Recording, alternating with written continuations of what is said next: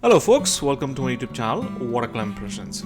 It's official in Toronto, it's spring season, so I took a picture of the first day of the spring, so I want to do a painting of it.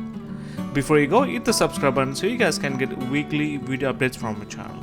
And let's get started. I'll provide the drawing template, check my description to download it. So let's throw down our first wash.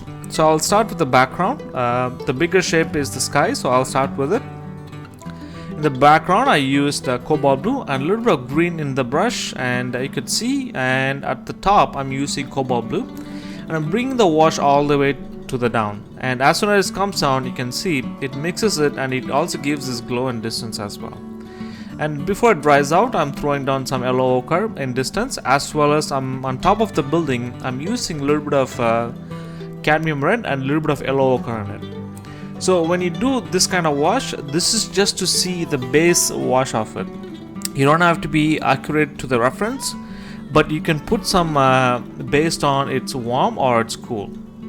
So once I finish it, I'm going to throw down the wash for the road. For the road, if you squint your eyes, it is darker than the reality. So I'm going to make it a little bit severe, but as it comes to the foreground, it's going to be getting really light. Even though it looks severe now, it's going to get really light.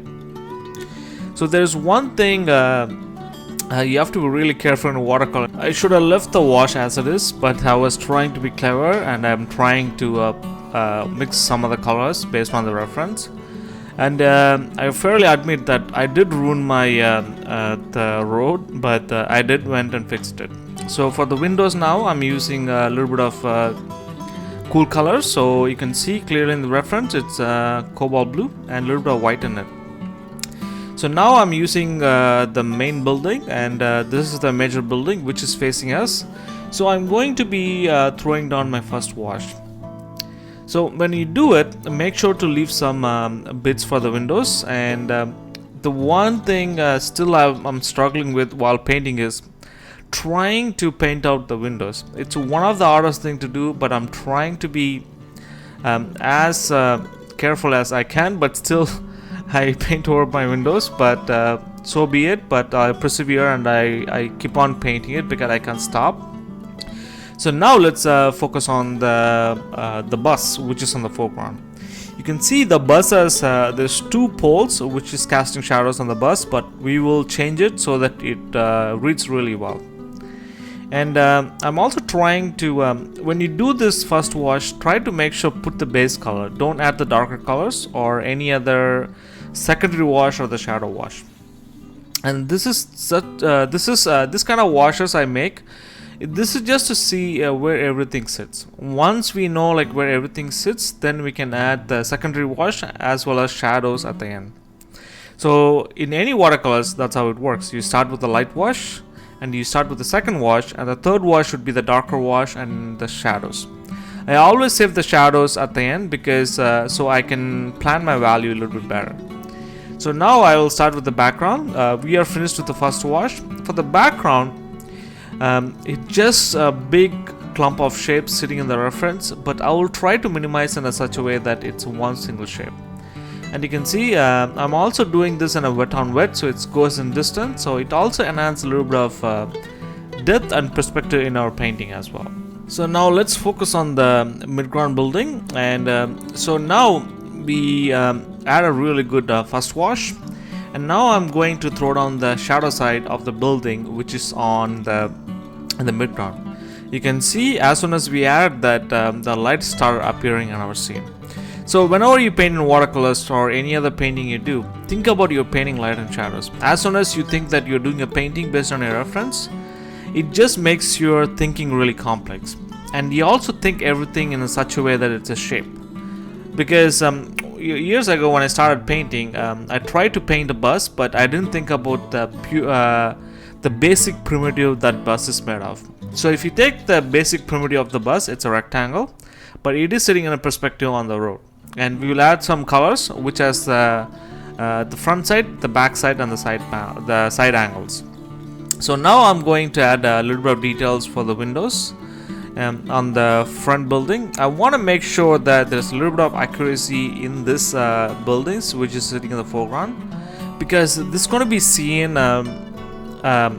That's the first focal point everybody gonna see from the bus. And this is what I was mentioning before. I have a bad habit of covering windows. You can see now I realize that the windows are in different shapes and it's not in a straight line.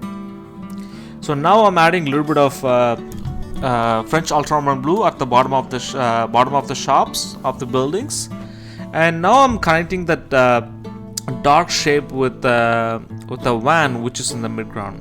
I added that van because it creates this contrast for the road as well as for the people in the foreground. So now let's jump onto the car. For the car, even though it's a little bit of beige color in my reference, I'm going to change it to blue because it kind of gives a complement color which is sitting next to the red.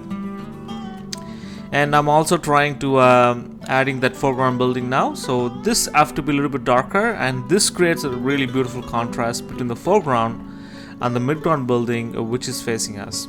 And you can see I throw it on the first wash. Before it dries out, I'm going to introduce darker pigments on it. And you can see I'm just doing it now. So when you see this painting from far on the wet on wet, it kind of gives the blurry reflections, the shadow side, and it also gives this beautiful impressions. And even though there is no people there, so I'm just adding it just in case to create some scale in my painting. And now I'm adding the shadow side for the bus. You can see I take a red and add a little bit of blue, French Ultramarine blue in it. And you can see as soon as we add the shadows, you can see the shadows is not there, but I'm trying to create an impact in my painting by create that angle shadows there, and it creates the beautiful contrast, and there's lighting started appearing in our scene. And you can see I'm also making sure that the shadow angle works with all of the objects which is sitting on the bus as well. And at the bottom of the bus it is darker too, so I'll add that. So the tertiary details are nothing but the street poles and everything I added. So every painting ends with the shadow side. So you can see as soon as we added the shadows, the light and everything started appearing on our scene. And I'm also adding shadows for the people who are in the foreground. Even though the shadow is not peeking through the foreground, I just added the shadows to create an impact and creating a contrast, and there's a light and shadows in my scene. So as a painter, you are telling a story as well as you're creating this impactful composition for the viewer to look at it so that it looks pleasing to eyes. And like you can see, there's also a bicycle rider I added like in front of the bus. And the proportions are wrong. I did fix it after I finished this painting, and you can see that also creates a little bit of dark contrast, light and dark. So whenever you do a painting, light and dark creates this beautiful impact of contrast in our composition elements. So now I'm adding details for the windows. For that I'm using white paint, Chinese white. You can also use gouache for it. So there are sometimes it's really hard to leave eyelets, but you can go back and fix it using white paint. So now it's your turn. Take my drawing template and reference and attempt this painting. When you attempt this kind of painting, don't look for perfection in any kind of painting you do. Paint it loose and make sure that you have some faith and keep going at it unless you see the end results. There are times I got discouraged, but I kept going until the end and the painting came alive. Thanks again for watching this how to paint spring painting video tutorial with me. Let me know what you guys think about this painting in the comment section. If you want me to cover any of the subjects in watercolors, write me at watercolorimpressions@gmail.com or comment below. Before you go, hit the subscribe button so you guys can get weekly video updates from our channel. And please share with your friends and family. And good luck with your painting, folks.